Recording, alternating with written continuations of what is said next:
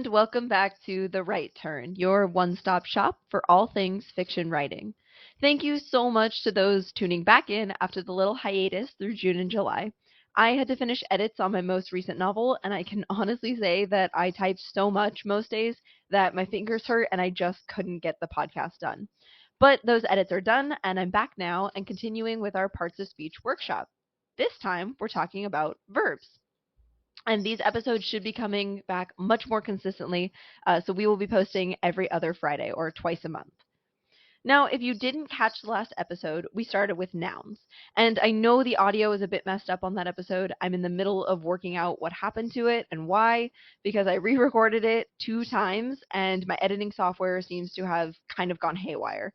But the gist of that episode is that nouns form this kind of backbone to a sentence.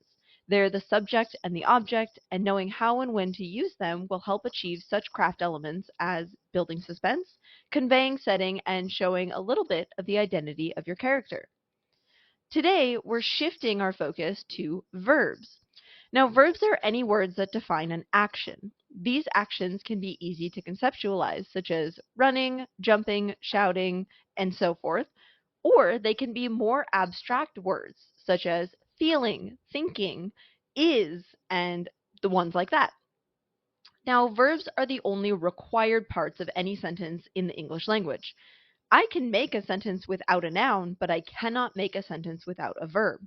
For example, go, stop, drink, hide. These are all correct sentences in the English language because they use something called an implied subject. Essentially, I do not need to add a subject in a sentence when it's given in the imperative form, also called the command form, because that subject is understood to be whomever I'm speaking to. If I say, go over there, it's assumed that the subject is whoever I want to move across the room. Now, a lot of people may have different opinions, but in my own opinion, I think verbs are easily the most important part of any sentence from a craft element standpoint. The more interesting your verbs, the more interesting your sentence. Since they are the part of the sentence that tells what a character is doing, it is likely that the reader will pay the most attention to the verbs. There is a metaphor that is often used comparing verbs and nouns and adjectives to food. It goes something like, if the nouns are the potatoes, then the verbs are the meat. Now, that's a fine comparison in a lot of ways, but I think that it gets misinterpreted a whole lot, especially because many people have different relationships to food and different relationships to maybe the way a meal is constructed. Instead, I think a better comparison is one that goes something like this. Think of your nouns as the bones of your story. You need them so that your story can stand upright. Without nouns, your story would be a pile of slop on the ground. Then, on top of those bones, your verbs become your muscles. Bones are awesome, but they can't do anything without muscles to make them move. So if you want to jump, to sit, to twirl, you need muscles to be able to do that. I think this comparison does a better job of illustrating the way nouns and verbs are entirely dependent upon one another. I can have a meal with no starches. I can't have a working organism, or at least a working mammalian organism, without bones and muscles. I can't have a noun that doesn't do anything, just like I can't have that good, gritty action if there's nothing to make move. When we're talking in terms of story, we want to think about relevant actions for our characters. The verbs we choose say a lot about them. Is your character one who is more likely to flutter their way to the table, or are they more likely to lope? Do they laugh, or chuckle, or bellow? Each of those words has a different flavor to them, and choosing the combination of flavors that fit your character will go a long way in helping the audience understand them in that wordless way we get when we feel like we know all great characters. Think of a simple task for your character to do. They can unload the dishwasher, fold the laundry, maybe organize their desk. I want you to think about writing this character doing those mundane things. Now, before you put pencil to paper, think about what kinds of words best describe your characters doing these chores. Once you have a handle on the flavor of your character, write a short scene of them accomplishing the task, paying special attention to which verbs you're choosing for them to do it. For example, if I have a character packing for a long trip, what are the things they would choose to put in the suitcase and how would they put them there? How would they feel about what they're doing? Here's a passage that I wrote of Callista, who's a recurring character here on the podcast, doing just that. Callista stared at her closet. Clothes hung before her more than she had ever owned at once. Already, she'd thrown a few shirts and 2 pairs of pants in the suitcase. Socks, too, because Mom had insisted they have clean undergarments, and Callista knew better than to argue with her, even from the afterlife. If only Mom could have seen the spread before her, the collared shirts and the delicate dresses she'd never wear no matter who held a gun to her head, and shoes so shiny she could see her wobbly reflection in them. Good thing I taught you both some manners, Mom would have said. Don't forget them in a hurry. Callista sighed and sank onto the bed. Her hands, finding nothing better to do, settled into her lap. She curled her fingers, tightening them into fists, and for the first time since the train car, she longed for the ring. At least when she packed for a fight, the motions came easily. She didn't have to think. Gloves, shorts, top tight enough to keep everything in place. No, does this match, and are these shoes too much, and worst of all, how do you want to do your hair? What Callista wouldn't give for familiar braids, tight to her scalp so they couldn't be pulled, and a mouthful of rubber to protect her teeth, rather than lips painted redder than the fruits hanging outside. Now, we already know quite a lot about this character, but did we learn anything new with this passage? We can feel her disdain for whatever event she's going to with how she describes packing for it. The clothes are thrown into the suitcase. Not folded, not placed with care, but tossed without a second thought. She calls the garments hanging in the closet a spread, which is one of those words that can be both a noun and a verb. It brings to mind a cheese board or an extravagant dinner.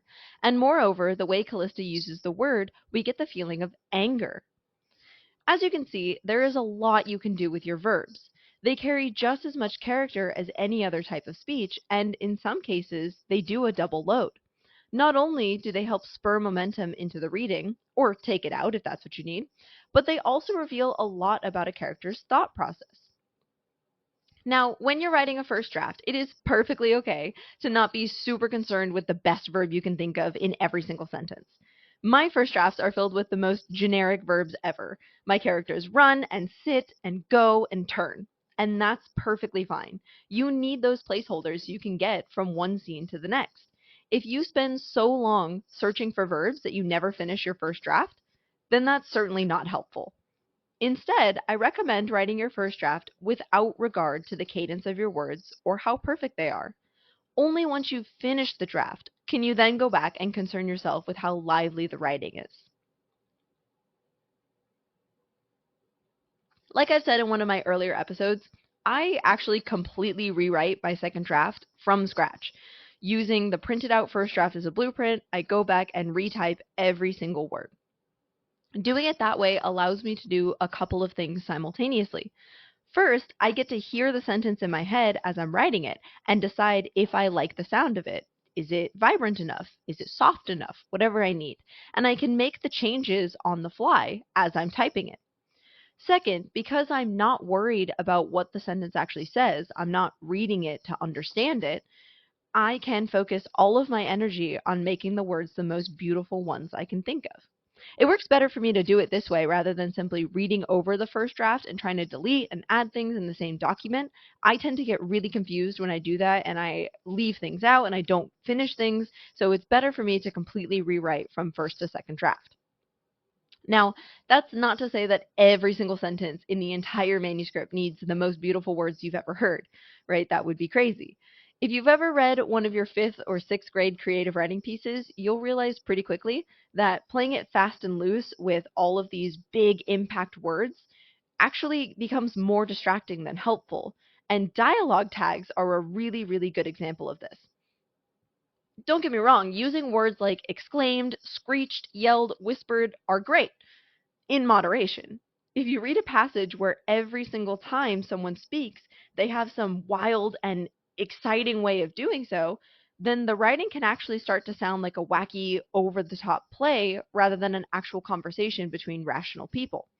Despite what all of our 5th grade teachers told us, the word said is not, and has never been, a bad word. Using it does not make you a bad writer, and to be honest, it probably makes you a good writer. People tend to skip over dialogue tags when they read as long as they know who's talking. And so it's perfectly okay and sometimes preferred to use a word like said, knowing it's going to be skipped over. Or if you're nervous about that and you don't like the way it sounds, you can consider using nothing at all. As long as it's clear who's talking, there's no actual need for a dialogue tag, he said, she said. A third option, some middle ground, is to use action in your dialogue. You don't have to use said if you just tell the reader what the characters are doing before, during, or after they speak. The reader will inherently understand who's talking because of the way the dialogue surrounds the action of the character. For example, if I take this scene from above, the one I just read, and I add on to it, I might look something like this. A knock on the door made Callista look up. Caden stood in the open doorway, holding on to either side of the threshold. How's it going? Callista cast a half glance at the suitcase. I'm getting there. He, too, looked at the pile of clothes. Are you just going to wear socks to the city? Callista snorted. Okay, I'm having trouble deciding. What did you pack? The usual, Kanan shrugged. It's easier for me. I'm not being shown off. You'd do a lot better than I will. That's true, Caden grinned, then let the expression fall. But I'm not the one who has to step into the ring. Glory and fame are just out of reach for me, unfortunately. It's short, but can you see how I never once needed to say the word said? If you're still shying away from that word, then this might be a good technique to practice. Not only will it stop your dialogue from sounding like a group of overenthusiastic stage actors are to blame for it, but it will add a lot of movement to your scene as well, which can be a great way to visualize any uncertainty your characters might be going through. Now, another thing to keep in mind as you're working with your verbs is when the focus of the sentence should be on your verbs and when you might want to let them fade into the background. As we've talked about before, negative space makes color stand out more than it could on its own. In other words, having generic verbs when you want to focus on other parts of your sentence make your standout action words pop all the more. In a sentence where the main point is not the verb, but something else, it's in your best interest to let your verb fade into the background. This is why those more out there dialogue tags should be saved for a moment when you really need to show a character breaking or losing control or becoming so overwhelmed with joy they have to express it. That way, the reader will notice those one-off words and they'll give them the weight that those words deserve. Similarly, if a character is looking at something important or perhaps figuring out some important piece of a puzzle, then I might let my verbs fade into the background so the reader can focus on the information and not the action of the character getting there. Instead of them leaping toward the object and squinting at it to figure out its significance, I might relegate my verbs to more common, they moved over and looked at it. It all depends on the context of the scene. Verbs also have a unique ability to give a time to the story. Your past, present, and future are all found in your verbs. Is the character going to the store, or have they already gone? Are they planning to go sometime in the future? Within your verbs is your tense, and it's important to keep that tense consistent as you're writing. If you're going to break tense, going from past to future, or present to past, or some other combination, you should know your reason for doing so and be able to defend it in the context of the story. For example, you might have a moment when a character is working themselves up to do something big. They've just realized that they are the only ones who can save the day, and they need to find the courage in themselves to do it. In this case, you might be able to switch tenses to show the moment that the character decides what they need to do. Use these few sentences as an example. Keela crouched at the mouth of the tunnel. He watched as the sky lightened, the sun creeping over the hills in the distance. They'd taken his brothers, and now they'd taken his friends. They'd made him feel small, had him convinced he could do little more than lie on the stone floor and weep. Well, he was done with the tears. He'd woken up, and they wouldn't like who he'd found. See how that sudden tense shift at the end We went from past to future, brings focus to the weight of that character's decision, right? So we went from he'd woken up, past tense, and they wouldn't like who he found. So we're going into future tense. The reader understands that some change has occurred within the character, the same way that the verbs have suddenly shifted to show us that. Now, you can use this to your advantage in your own writing. Try it as an exercise. Take a moment of great emotional significance for your character. This could be a revelation they undergo, a big choice they make, or a moment where they learn something big. Write the scene as normal. Then, once you're done, go back and see if you can change one sentence to a new verbal tense. How does that change affect the weight of the passage? What if you were to change a different sentence? How does that move the weight somewhere else and maybe convey a completely different understanding? You might notice that some tenses are easier to move in and out of than others. Past tense, for example, which is what I started the last passage in, is the one that most easily absorbs tense changes without it feeling too jarring, as long as you do it intentionally. This is why many novels and long form works are written in past tense. Present tense is harder, but it can certainly be done. As for future, I haven't heard of any long form works being completed in future tense, but if you've got an example or something that you wrote yourself, then please share. I'd love to hear them. To sum up, verbs are easily the most important part of any sentence, and they often go overlooked. By paying attention to your verbs, you can use your writing to convey so much more than what's written on the page. You can use them to reveal character, to draw attention to certain parts of your sentence, and to create dramatic shifts in perspective for your character. In the next episode, we'll be talking about adjectives and the role adjectives play in the writing and kind of when adjectives can be really useful and when they can be distracted. So stay tuned for that. I hope this episode has been useful to you, and thank you all so much for listening. Again, thank you for tuning back in after the little hiatus that we had. Please feel free to go back, pause, or replay any part you want to hear again. If you really liked the episode, leave a review or share it with someone you think might be interested in verbs and all the different ways they can be used in writing. If you're interested in telling us a story about your own writing experience, sharing your work with us, or you just want to say hi, you can send an email to writeturn@gmail.com. That's WRIT3TURN@gmail.com.